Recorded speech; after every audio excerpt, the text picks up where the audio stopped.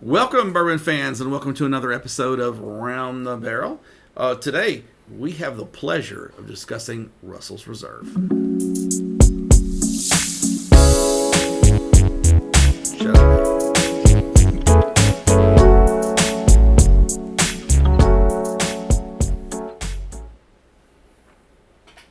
And the lucky tasters of Russell's Reserve have to be sitting around the barrel with me now, and we have some wonderful people to do so, starting with... Denton Casey. JR with the Whiskey and Rock Podcast. Dennis Jones with Whiskey University. And MJ, as always, with Whiskey University as well. I am a wild turkey baby. Like, they are one of my two favorites, as if you've watched these videos, you know at this point. And Russell's Reserve, Jimmy Russell is like bourbon lore as far as I'm concerned. He's like the Thor or whatever, I guess, of bourbon. And we are starting with the 10-year single barrel release. So let's just jump right into this because I think it's just worth jumping into. I am super excited about this lineup because it's just, if anyone tells me they don't like something that's in this video, I'm going to be like, what's wrong with you? Not a fan. Yeah. It's just like, Well, wild turkey's one of those you may like even on the better, nose, but you never on the find anything nose, that you don't even like. on the nose and palate, It's it like just candy. the nose is fantastic. Like they should make candles out of these things. I was thinking candy. You're thinking Well, candles. candles, like when you talk about the nose, to me, Yeah. a candle is like the quintessential like nose because you want it to you want it to fill your home, and the nose on this 10-year is just fantastic. I mean, it has a light kind of airy smell to it, but it's got enough of the woody notes from the barrel. And I mean, I haven't even sipped it yet, but It's definitely one of those glasses that you could just sit and just keep nosing because it is so good on the nose. Everybody else is drinking and you're nosing. well, thoughts on the palate. No, it's good. I mean, We already knew that. Sink and drink. I could sit and drink it all night. Yeah. You're gonna hate me. You don't like it? I've never been a fan of the 10-year. JR, I knew you were a Yankee. You're a Yankee, though, right? So, like, okay. I don't know what it is. Disclaimer: if you're a Yankee and you don't like Russell's Reserve, we might just. I can't. I don't even have the words. I like a lot of other Russell's No, that's products, good. but for whatever reason, the 10-year it's just never been my thing. What are you getting on the nose and palate that turns you off so much? There's kind of like it's not a sour note, but it's just kind of like a wet oak note that I get that I don't like. See, when you say stuff like that, I'm like, I've searched for it. And I'm like, Yeah. I get the woody grains, and I get the. See, to me, it's not citrus, but it's sweet. Yeah. And like, See, I get nothing sweet on it. To me, it's just dude. all oak, and it's not like the good kind of oak that you look for, like in a 13 or a 15. That's. But it's 10-year. I mean, Yeah. First of all, 10-year at its price point is Oh yeah, I mean for the Yeah. price point, it's the tremendous value. yes. So Yeah. So it's not that you don't like it, but whenever you But start it's not rating his them thing. in the Russell's Oh no, Reserve I don't like themselves, it. He doesn't like it. I don't like it. I won't. I don't have it on my bar. I won't order it when I'm out. Okay. But I won't disagree that for the price point, it's a great value. So if And- you and- came to my house, that's the only thing I had to pour for you. You'd be like, "Give me water." I would drink it. Okay, that's Yeah, I mean, I'm not gonna dump it out. Because I mean, I've had stuff that I would not drink. No, And I know that's it's hard for a lot of no, people to believe that No, know no. me. To me, it's not undrinkable. Yeah. It's not that low. it's I see why people like it, but for my palate, Yeah. it's just not something that I gravitate towards. I like more of a sweeter oak, and I just don't get that with this one. This particular bottle came from the distillery itself. I bought this, I want to say in December of 22 or 3, back when they were in the little house that was across from the distillery because they weren't open yet. And Jimmy was there that day when I got this, and it was, I felt like I didn't have a choice. It was awesome, and I enjoy this. I personally like this, but this is kind of brings up a point about bourbon though. So one of the reasons why there's so many bourbons on the shelf is what hits my palate might miss yours. Yeah. And we're talking about two people who drink bourbon regularly.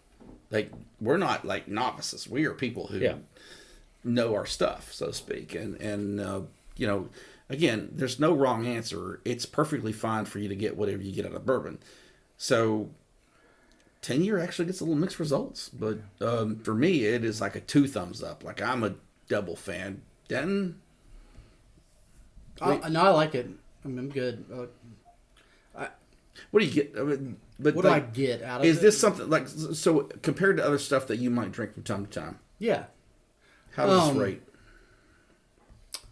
This rates as, I mean, I would buy this to drink sitting around, like I would drink it over your Jacks and Jims and things of that nature. So more easily. than your standard, Yeah, but maybe absolutely. not quite up to your No, but premium level stuff. No, I wouldn't say that. Yeah. Okay. Agreed. See, I really enjoy this. I think for 10 years for what you're paying for it, No, I think it's excellent. And for me on the palate, I'm getting, and of course it's it's a 10-year, so but they try to keep it pretty consistent from what I understand. I mean, I get a lot of apricot like type fruits on it, and some woody, and the woody notes to me are pretty prevalent as well. So like, I enjoy this quite thoroughly, but it's not everybody's cup of tea. I totally understand that, but and some of my Russell's Wild Turkey bias is coming through, but I'm a huge fan. This is one of those distilleries that's me. Like, you know this. You've been there with me, so you know how I am with and Wild I really Turkey. like this, but in your defense, it's not a 15-year-old. Yeah. I mean, I paid a stupid price in a bar to try the 15-year-old the first time I did it, but I knew I was getting a 15 that I hadn't got Well, to that try yet. Russell's And I was 15 willing is to do a it. totally different thing. Yeah, it's not even a fair comparison. That's not even. Yeah, I start to say I don't even from a think palate bourbon- standpoint. That's more in line with my palate than the Well, 10 you year. got a great palate then, because that's a great bottle. So, for starters, the Russell's Reserve line was created by Jimmy, not just Jimmy, but Eddie as well. They co-founded this line. This is their baby. This is really kind of what made up their last name. And first of all, I think it's awesome that you could create a brand of bourbon that has your last name on it. I mean, and just to have the clout to be able to do that is incredible. But from a distillery as prevalent as what Wild Turkey has been over the years, I mean, that to me is astounding. And his long career, of course, Jimmy's long career at Wild Turkey. I know we have a lot of people in Whiskey University that follow these videos because it's with Whiskey University, but Sure. for people that just search into YouTube and find this video, what is so special about Jimmy Russell? I mean, like, Jimmy's not just he's not just indicative of his brand. He's indicative of bourbon. Yeah. And when he promotes bourbon as a thing, not just Wild Turkey's brand itself. He is and he's a legend. I mean, the man is a legend. We he call is, him the Buddha of bourbon. Yeah, I mean, yeah. So I mean, he has a aristocratical. I don't really know the right word for this, but like it's almost like a pedestal he sits on in the bourbon world. Like there's very few people that actually hit that mark. So. Well, I read something interesting on the internet, and the internet never lies. I knew Jimmy was the oldest going bourbon Right. He's been there distiller. for a long time. But the thing I was reading that he is the oldest distiller of any kind in the world now, because he's been doing it over 70 years. And that's probably 70 years. That's probably true. But so let's go on to his rye. This is the 6-year standard release. I mean, again, not saying a barrel yet, but we're talking about their regular release rye, which I've been very impressed with. We cracked this bottle 3 years ago. Probably 3-4 years ago. I mean, so this bottle's been open for a little bit. That's why I've been interested in going back to now that we got some more oxygenation going on with it. See, to me, to me this is almost, I don't want to say quintessential rye because it doesn't have those spicier notes. It's a smoother rye. Yeah. It has a lot more of the no earthy tones either. I would say this is common, like you get little baking spices, but it's not overwhelming by any means. It's kind of just like middle of the rung on the rye spice. But thoughts? What do you? I mean, I've never been too big of a fan of rye because of the spice. It's well, that's good. You're only going to taste like two in this. So it's not, which I kind of like because it's not that. So I like it. You wouldn't term yourself a rye guy. No, I would not. Okay, so that means a lot to me though, because to say someone likes something and you're not a rye person, this is a 6-year rye. It's not like the 10-year bourbon. You're talking about several less years. I think the proof point on this is not even 100. It's not even 100, No, right? this is a 90 proof. 90 proof. Yeah, I start to say it's pretty low proof. So, I mean, you like it? I do. In terms of rye and all in the rye world, yeah. Yeah. I mean, it's so. What do you drink rye wise normally? I usually don't. I just. So you're not steer really a away rye from it. guy? No, I'm just not really a big rye guy. Okay. No, that's fair enough. I mean, that's fine. This is, but this is a good introductory one. You've had several ryes. I know this for a fact. Yeah. So, what do you think? I actually prefer the Wild Turkey 101 rye. The Wild Turkey 101 yeah. rye is outstanding. To me, that has a lot more flavor, a lot more depth. This, and maybe it's the 6-year age statement. This you still get a lot of the oak. There's a little bit of a rye characteristic to it, but it's not as, to me, vibrant as like the Wild Turkey. It's kind of middle of the road. Kind of a muted rye. It's not bad by any stretch. I actually enjoy it more than the 10-year. But I think for my money, I would probably gravitate more towards the Wild Turkey 101 than I would the Russell 6. I'm really curious to find out what you find about the single barrel. To me, it's like you're saying. I love the single barrels. I know. That's what I know you well enough to know. Like, well, this is a 6-year standard release. Yeah. There's more than one barrel going into this release. Like they're looking for consistent flavor, and I'm like, what's a single barrel gonna look like? Yeah. Me and MJ got to be friends because we noticed we had a lot of the same palate and preferences, and then he went to the dark side before I did. He started looking Rise way before. I'm not hating it's Rise for a few years, but I really wouldn't start saying I'm more of a rye guy over probably maybe just the last 8 or 10 months is all. It kind of grows on you. To me, I get what you're saying. This is soft. Everything's softer in this. To me, this would be a good introductory ride to somebody. It would be because it's not overpowering. It's not scary. There's nothing offensive about it. No, there's nothing offensive. I mean, this is. This to me would be a better sipper than put in a mixed drink. This it wouldn't hold up as good because it is softer. I agree. Yeah. This is like modern day kids versus 20 years ago. They're soft. I love you guys, but y'all are tear your bicycle apart just to build something to jump around with. Freaking soft. We skin knee, no big deal. Get up, I'm a rub your dirt on it and move on kind of kid. Now it's God, they whine about everything. Anyway, we're going off topic. That's coming from a guy that played professional baseball. But hey, and I like I like the softer right here. So, but so this is their standard release Russell Reserve. Mm-hmm. So the single barrels are a totally different bird. They are. See how and you see several things in your podcast. Yeah. So, to me, the thing I started liking about Rise is they're a lot more complex. Like some of them I get dill, some of them I get grass, sometimes I get rye. Sometimes I get mints.